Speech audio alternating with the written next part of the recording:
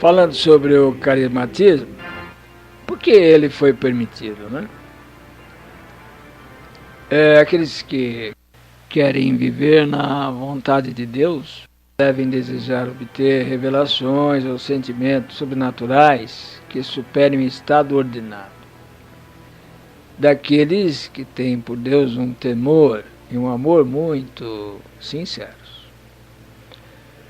Pois um semelhante desejo só pode vir de um fundo de orgulho e de presunção. A graça de Deus abandona a alma tomada por esse desejo e deixa-a cair nessas ilusões e nessas tentações do diabo, que a seduz em visões e em revelações enganosas.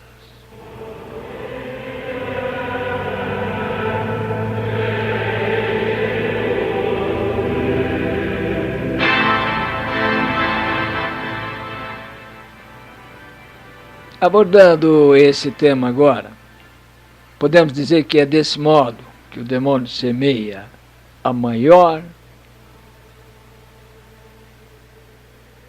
parte das tentações espirituais de nosso tempo e que as enraiza nos corações daqueles que são precursores do anticristo.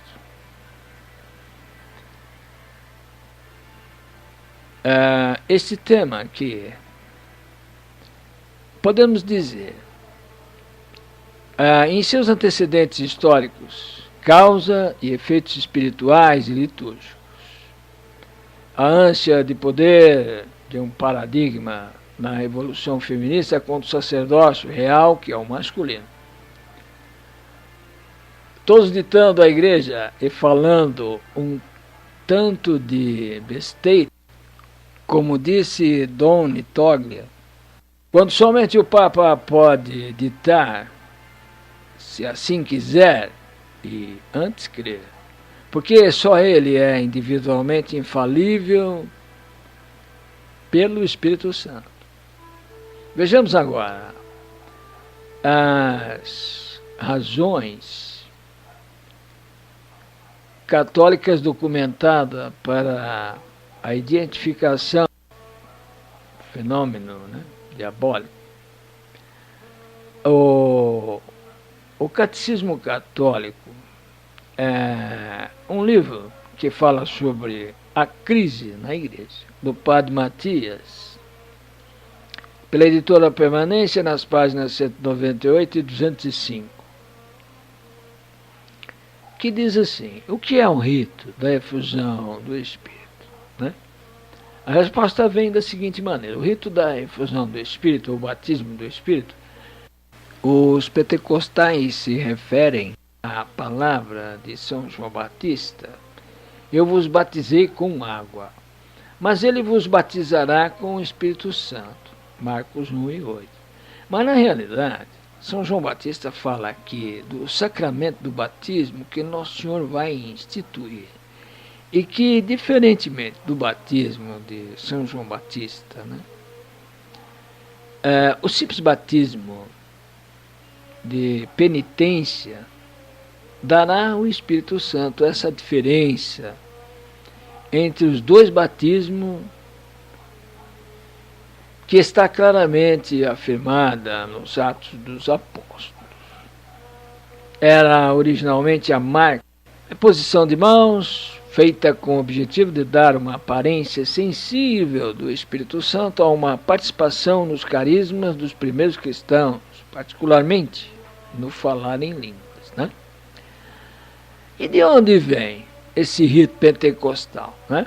O pentecostalismo nasceu na noite de 31 de dezembro de 1900 e em 1º de janeiro de 1901, em Topeka, no Kansas.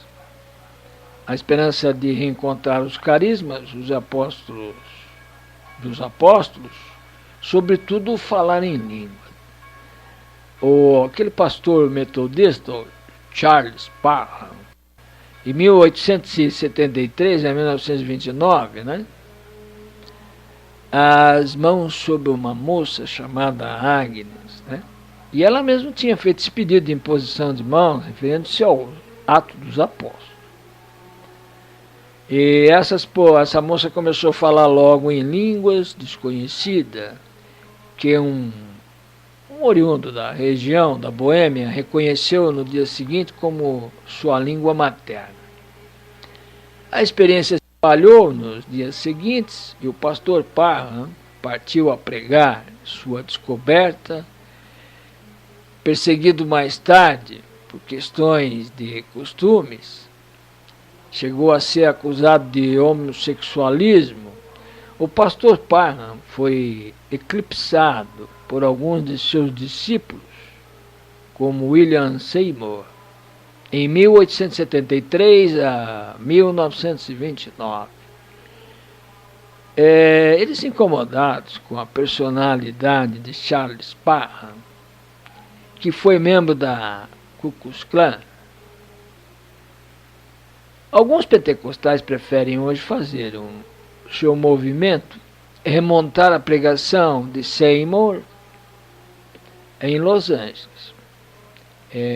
Em 9 de abril de 1906, naquela noite, seus ouvintes receberam o batismo do Espírito e começaram a falar em línguas, rir, gritar, cantar, bater mãos e bater com o pé.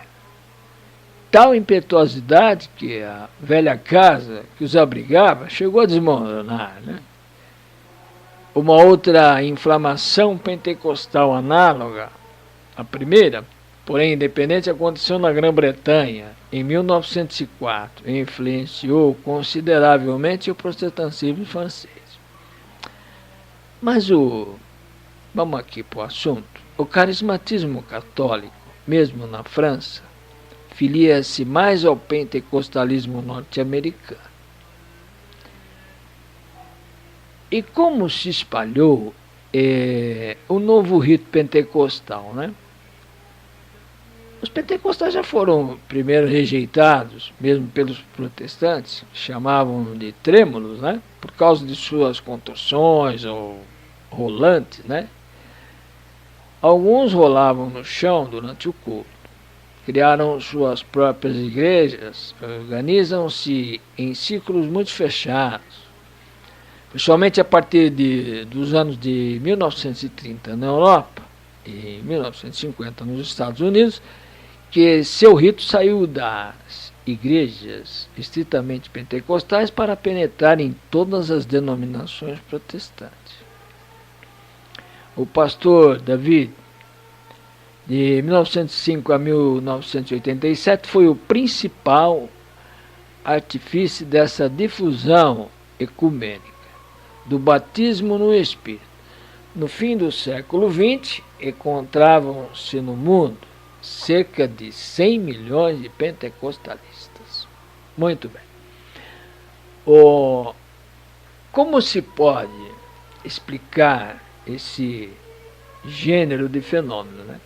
Esse fenômeno estranho, né? Bem, pode-se dizer em parte, ser explicado de um modo natural, é uma histeria descontrolada, exaltação psíquica mórbida, alucinações. Mas é verossímil que o diabo nelas intervenha com frequência. O fato de se exprimir em línguas nunca empreendidas antes é sinal de possessão diabólica, indicada pelo ritual tradicional dos exorcismos, né? Já é a origem, podemos dizer, do carismatismo católico, né? A manifestação, essas reações, são reações chocantes, relevam uma intervenção demoníaca enquanto o Espírito Santo faz reinar a ordem e a discrição. O espírito demoníaco, mesmo quando se disfarça em anjo de luz, traz-se geralmente por alguma manifestação grotesca, cuja as causas, né, pode-se explicar.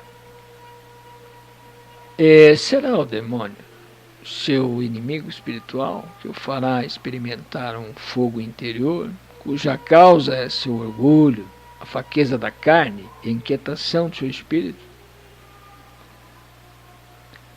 Mas já imaginaram, erroneamente, sentir o fogo do amor e obtê-lo da graça e da bondade do Espírito Santo? A ilusão que procede desse falso sentimento e do falso conhecimento que a acompanha reveste formas variadas e estranhas conforme a diversidade dos estados e das condições particulares daqueles que se sucumbem a ela.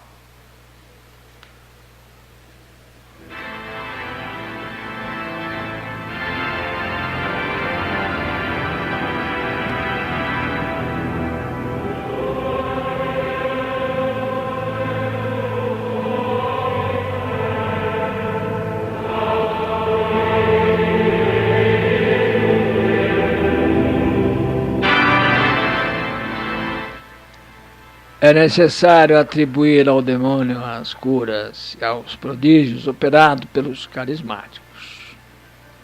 Seria isso? Esta é a pergunta.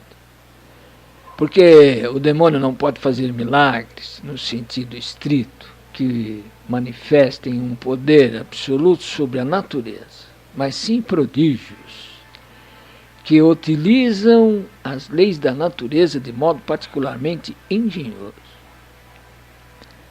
Ora, se não se acham milagres patentes entre os carismáticos, eles mesmos reconhecem que um bom número de curas efetuadas no curso de suas reuniões não duram.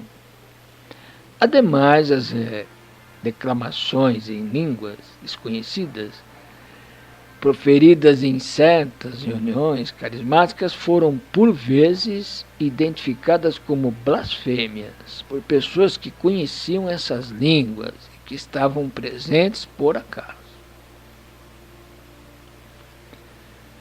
Portanto, a coisa é muitíssimo mais séria do que se pensa, e se deve ter prudência de suprimir e evitar imediata e completamente